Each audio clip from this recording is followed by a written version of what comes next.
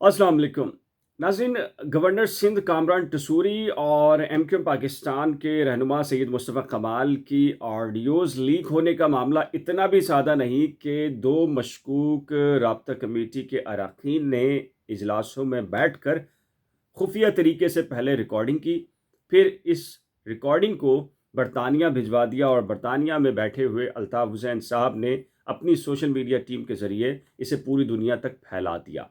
पाकिस्तान की एक intelligence agency जो कि ये तहकीकात कर रही है, उसकी इब्तदाई रिपोर्ट या जो इंफॉर्मेशंस उन तक पहुंची हैं उसके मुताबिक ये डायरेक्ट फ़्लाइट नहीं है इन ऑडियोज़ की, और ये कहा जा रहा है कि ये ऑडियोज़ डायरेक्ट फ़्लाइट के ज़रिए कराची टू लंदन नहीं बल्कि Karachi to Dubai, Dubai to London जा रही हैं। ये क्या हो रहा है कि एमक्यूएम पाकिस्तान कराची में, एमक्यूएम लंदन लंदन में, बरतानिया में, और ये फिर दुबई का कौन सा कनेक्शन है?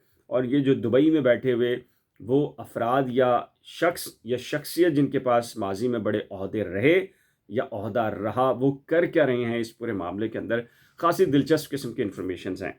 और फिर ये कि गवर्नर जा रहा है, गवर्नर तब्दील होना है, सबके इल्म में है, लेकिन आ कौन रहा है जिनकी माजी में सिक्योरिटी क्लियरेंस नहीं हुई थी आईएसआई से या पाकिस्तान के दिफाई इदारों से, तो क्या अब उनकी सिक्योरिटी क्लियरेंस हो गई है? कौन सी गारंटीज़ दी गई हैं? इस हवाले से भी कुछ तफसीलात हैं, ताज़ा तरीन अपडेट्स, ये भी आपके सामने रखूँगा। और फिर ये कि कराची वाले कल घरों से बाहर क्यों ना निकलें। आगे बढ़ने से कबल एक छोटी सी रिक्वेस्ट। पहले शुक्रिया जिन लोगों ने मेरी रिक्वेस्ट के ऊपर मेरे YouTube channel current affairs with Bilal को सब्सक्राइब कर दिया है, तो उनका बेहद शुक्रिया। और जिन्होंने नहीं किया या जिन्होंने अभी ज्वाइन किया है, तो वो भी बहुत ही दिलचस्प खबरें जो कराची बिलखसूस शहरी सिंध और सिंध की सियासत से मुतल्लिक जानना चाहते हैं और कबल अज़ वक्त जानना चाहते हैं, वो फ़ैसले जो कि पाकिस्तान की इस्टेब्लिशमेंट के हो रहे हैं कराची से मुतल्लिक, तो मेरे YouTube channel current affairs with Bilal को सब्सक्राइब करना मत भूलें और बेल आइकन को लाजिम प्रेस कर दीजिएगा। और अगर आप फेसबुक देख रहे हैं तो पेज को फॉलो कर लीजिएगा। चलिए बात करते हैं, लेकिन एक मुख्तसर सी बात करूंगा इन दो बड़े इश्यूज से पहले। कल कराची वाले बाहर क्यों ना निकलें? 16 से 18 या 20 मिलीमीटर बारिश होनी है।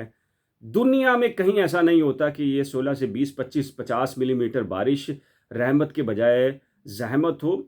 और आफत के ज़मरे में कराची उसकी एडमिनिस्ट्रेशन उसको तसव्वुर करे, लोगों को बताए कि ऐसा होगा कि आफत आ रही है, घरों से बाहर ना निकलें। छुट्टी तालीमी इदारों की आधी छुट्टी कर दी गई है कि 2 बजे बारिश होनी है तो 12 बजे तालीमी इदारे बंद हो जाएंगे। और अच्छा कितनी मिलीमीटर बारिश होनी है?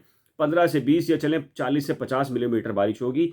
और उसके नतीजे में ये एक बहुत बड़ी को आफत है, खुदा न खास्ता एक बहुत बड़ा अजाब है। ये अजाब ज़ाहिर है जो आपके ऊपर मुसल्लत सिंध के अंदर गुज़िश्ता 15 साल से है, ये उसके नतीजे में एक बारान रहमत, एक कुदरत की तरफ से एक नेमत, वो कराची वालों और कराची के लिए एक ज़हमत बन जाती है। इतनी मिलीमीटर बारिश दुनिया में कहीं नहीं होता कि इमरजेंसी नाफिज हो जाएं। और लेकिन ये सब कुछ कराची के अंदर ऐन मुमकिन है। और जो बयान जारी किया है जिस वज़ीर आला ने, वो 10 साल हुकूमत करने के बाद अब 15वें साल यानी कि अगले 5 साल के लिए मुंतखब हुए हैं और इस नौइयत का बयान जारी कर रहे हैं कि जी कराची वाले कल घरों से बाहर ना निकलें। चलें, खैर ये तो एक बात थी कल बारिश के मुतालिक।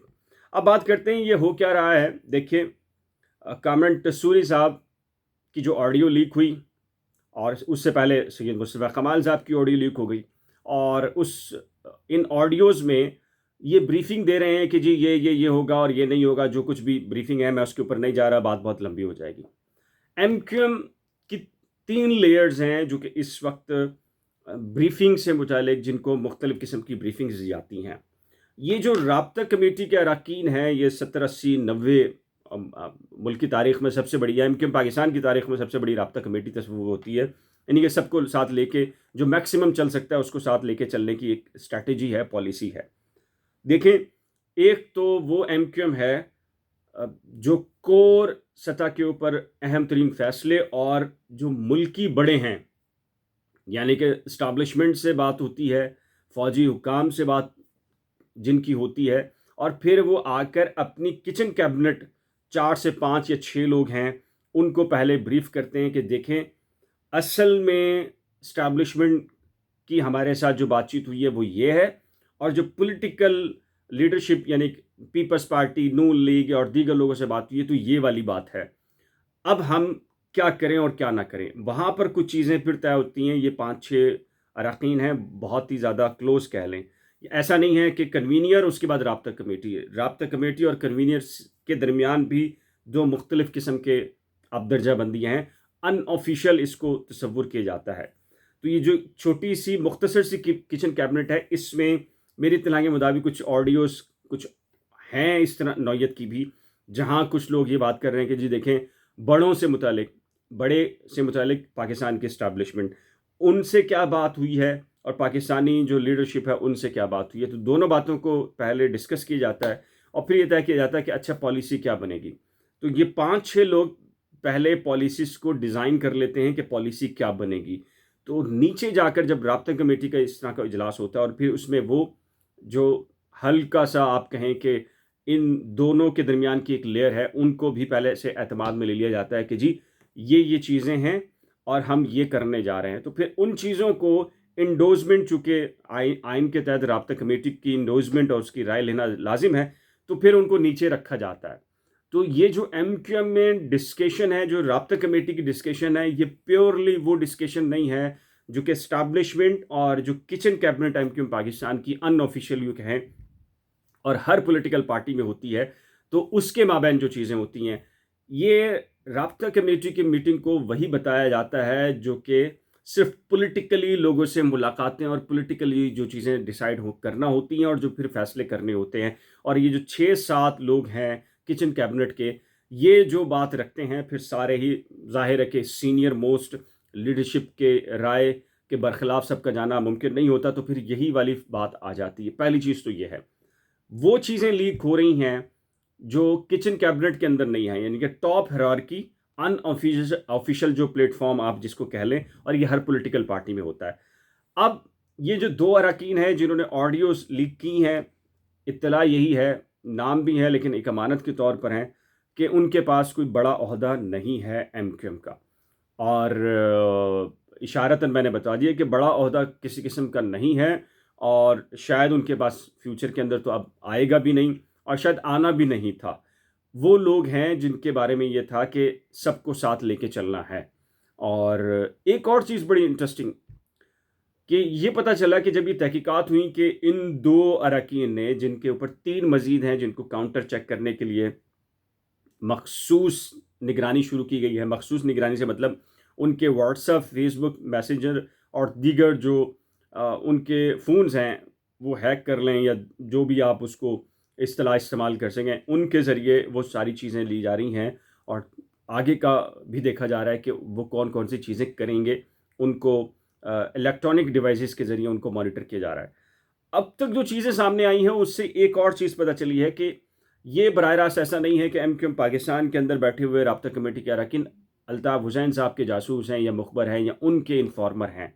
اطلاع یہ بھی آ رہی ہے کہ جیسے کہ الیکشن سے پہلے ایک موومنٹ چلی اور یہ بتایا گیا کہ جی ایک گروپ ہے اور وہ گروپ بڑا فعال ہے، اس کے تانے بانے ویسے ٹاپ ہیرارکی ان کی دبئی میں ہیں، پھر تانے بانے ان کے کچھ نہ کچھ لوگ، اہم ترین شخصیات، وفاقی وزیر سطح پر رہنے والے لوگ امریکہ کے اندر موجود ہیں، وہ بھی کنیکٹڈ ہیں، اور یہ سارے کے سارے بیسکلی کراچی والے ہیں کہ جی ہم کراچی کے لیے بہت کچھ کرنا چاہتے ہیں، کراچی کی سیاست کے اندر بہت کچھ کرنا چاہتے ہیں، اور پھر کچھ لوگ ظاہر ہے کہ پاکستان پیپلز پارٹی کو بھی اس میں سے جوائن کر کے بیٹھے ہوئے ہیں۔ تو یہ تھا کہ جی ایک نیا گروپ ہو، نہ الطاف حسین صاحب کا ہو، نہ یہ سید مصطفیٰ کمال صاحب کا ہو، ایک نیا پاور آئے، نئی قوت کے طور کے اوپر آئیں، انڈیپینڈنٹ آئیں یا پاکستان پیپلز پارٹی میں جوائن کر کے آئیں۔ تو اس میں سابق گورنر صاحب جو ہے وہ خاصا ایک اہم کردار ادا کر رہے تھے۔ یہ جو پچھلے دنوں ٹریپ کرنا، اس الیکشن سے متعلق جو چیزیں ہوئیں، انفارمیشنز برطانیہ سے لیک ہوئیں، تو بھی پتہ چلتا ہے کہ یہ جو لیک ہونے والی چیزیں برطانیہ سے ہو رہی تھیں، یہ بھی کہیں نہ کہیں دبئی سے ہوتی ہوئی کراچی، اور کراچی سے ہوتی ہوئی دبئی، پھر دبئی سے لندن جا رہی تھیں، اور اس میں ان کا بھی بڑا کردار تھا۔ یہ جو تحقیقاتی آپ کہیں کہ جو ٹیم ہے، اس تک کچھ لوگوں نے یہ چیزیں پہنچائی ہیں، ان کو کہا ہے کہ آپ ان چیزوں کو بھی سامنے رکھیں مد نظر۔ یہ صرف ایم کیو ایم پاکستان اور ایم کیو ایم لندن کا ایشو نہیں ہے کہ لندن انفارمیشن جا رہی ہیں، بلکہ اس کے ساتھ ساتھ یہ وایا کنیکٹنگ دبئی اور دبئی کے ساتھ ساتھ امریکہ میں بیٹھے ہوئے کچھ لوگ ہیں جو اہم ترین شخصیات ہیں، جن کے پاس بڑے عہدے رہے ہیں، وہ بھی ان ساری چیزوں کے اندر انوالوڈ رہے ہیں۔ اور میری اطلاع کے مطابق جو 2 اراکین ہیں مشکوک، ان سے بہت ساری چیزیں جو ہے وہ حاصل کر لی گئی ہیں۔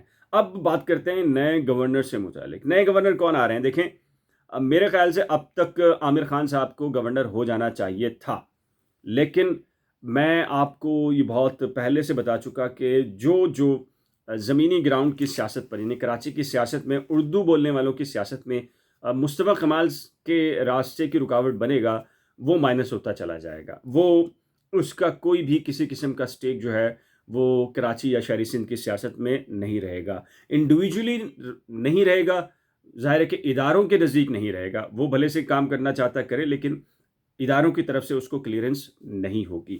تو عامر خان صاحب کے اوپر تو میری اطلاع کے مطابق اداروں کے اندر بھی یہ طے ہو گیا تھا کامران ٹسوری سے پہلے کہ، اور ان کا نام بھی چلا گیا تھا، اور نام خوشبخت شجاع صاحبہ کا گیا تھا۔ میری اطلاع کے مطابق اداروں نے کلیئرنس جو تھی وہ عامر خان صاحب کی دی تھی، لیکن عامر خان صاحب مصطفیٰ کمال صاحب کی قیادت، اور ظاہر ہے کہ سب کو پتہ ہوتا ہے کہ فیوچر میں ایم کیو ایم پاکستان کس کے پاس جانی ہے، تو وہ ایک رکاوٹ تھے۔ تو عامر خان صاحب کو پھر ظاہر ہے کہ پھر انہی اداروں کی طرف سے پیچھے کیا گیا، اور انہیں کہا گیا کہ بہت شکریہ آپ کا، آپ نے اب تک جو خدمات ایم کیو ایم پاکستان کے لیے، ایم کیو ایم کے لیے دیں یا شہری سندھ کی سیاست کے لیے دیں، اس کا بہت شکریہ۔ پھر خوشبخت شجاع صاحبہ بچیں، اور ان کا نام ظاہر ہے کہ کلیئرنس میں نہیں آیا، اور ملک کی سیکیورٹی ایجنسی ISI اور وزارت دفاع نے کلیئرنس نہیں دی، اور اس کی ایک وجہ یہ بتائی گئی کہ جی انہوں نے انڈیا کو خط لکھا تھا، ایک آپ کہیں الطاف حسین کی ہدایت کے اوپر، اور مداخلت سے متعلق یا ہیومن رائٹس کی خلاف ورزیوں سے متعلق، تو وہاں آ کے یہ معاملہ پھر پینڈنگ چلا گیا۔ لیکن اس کی ایک بڑی وجہ یہ تھی کہ ادارے یہ چاہتے تھے کہ ایک ایسا شخص ہو جس کو براہ راست وہ ہینڈل کر سکیں، اور وہ پھر آپ کہیں کہ کراچی کے اندر ان کے اسائنمنٹس کو بہت اچھی اور بخوبی طریقے سے پورا کر سکے۔ تو اس میں کامران ٹسوری صاحب اترے، اور کامران ٹسوری نے وہ اسائنمنٹ کیا، اور کامران ٹسوری صاحب کا اسائنمنٹ بیسکلی بنیادی طور پر اتنا ہی تھا کہ وہ ایم کیو ایم کا مرجر کروائیں۔ کامران ٹسوری صاحب کا اسائنمنٹ بھی پورا ہو گیا، حکومت کا دورانیہ وہ بھی پورا ہو گیا، اب نئی گورنمنٹ آ گئی ہے۔ اب یہ کہا جا رہا ہے کہ خوشبخت شجاع صاحبہ سمیت کئی لوگوں کے نام ایم کیو ایم نے دیے ہیں۔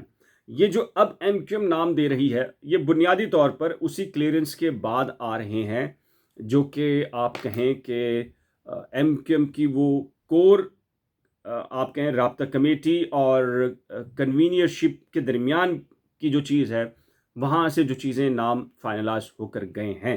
اور میری اطلاع کے مطابق کچھ لوگوں کے نام، ویسے تو خوشبخت شجاع صاحبہ کا نام بھی اور کچھ لوگوں کے نام اور بھی ہیں، لیکن ایم کیو ایم جس کا نام بھی دے گی اس کی کلیئرنس ہوتی دکھائی دے رہی ہے۔ ایک چیز ہے، جاوید چودھری نے ایک کالم بلکہ ایک ویڈیو بنائی، ولاگ شاید آئی تھنک سو، اور میں نے سوشل میڈیا پہ اس کو دیکھا کہ نون لیگ گورنرشپ نہیں دینا چاہتی، اور پیپلز پارٹی اس میں رکاوٹ بن رہی ہے کہ جی ایم کیو ایم کو گورنرشپ نہ دی جائے۔ دیکھیں، اب پاکستان میں بیٹھے ہوئے جتنے بھی صحافی ہیں، تجزیہ کار ہیں، وہ جب بھی یہ بات کرتے ہیں کہ نون لیگ یہ کہہ رہی ہے، پیپلز پارٹی یہ کہہ رہی ہے، ایم کیو ایم یہ کہہ رہی ہے، وہ یہ ہرگز نہیں بتاتے، شاید پتہ بھی ہوتا ہے، لیکن ظاہر ہے کہ پاکستان میں بیٹھ کر آپ کو بہت ساری مجبوریوں کا سامنا ہوتا ہے۔ وہ یہ نہیں بتاتے کہ جی نون لیگ، پیپلز پارٹی اور ایم کیو ایم کی لیڈرشپ کے مابین بھی کچھ لوگ ہوتے ہیں جو کہ اصل فیصلہ ساز ہوتے ہیں۔ گورنر سندھ کس کو بننا ہے، کبھی بھی نون لیگ نے طے نہیں کیا، کبھی بھی پیپلز پارٹی نے طے نہیں کیا، اور کبھی بھی ایم کیو ایم نے خود طے نہیں کیا۔ جنہوں نے طے کیا وہی لے کر آ جاتے ہیں، اور اب بھی جنہوں نے طے کر لیا ہے میری اطلاع کے مطابق وہ لے کر آ جائیں گے، بھلے سے نون لیگ کیا کرتی ہے یا پاکستان پیپلز پارٹی کتنی رکاوٹیں ڈالتی ہے۔ تو یہ اب تک کی کچھ اہم ترین تفصیلات تھیں۔ کچھ اور آپ کہیں کہ تفصیلات ہیں، لیکن رات 11:30 بجے لائیو سیشن کے اندر آپ کے سوالات اور بہت ساری تفصیلات آپ سے شیئر کریں گے۔ اب تک کے لیے اتنا ہی۔ اپنی قیمتی آراء یا آپ کے ذہن میں کوئی سوال ہو تو نیچے دیے گئے کمنٹ سیکشن میں ضرور تحریر کیجیے گا۔ ایک نئے ولاگ کے ساتھ جلد ملیں گے۔ 11:30 بجے رات ساتھ رہیے گا۔ خدا حافظ۔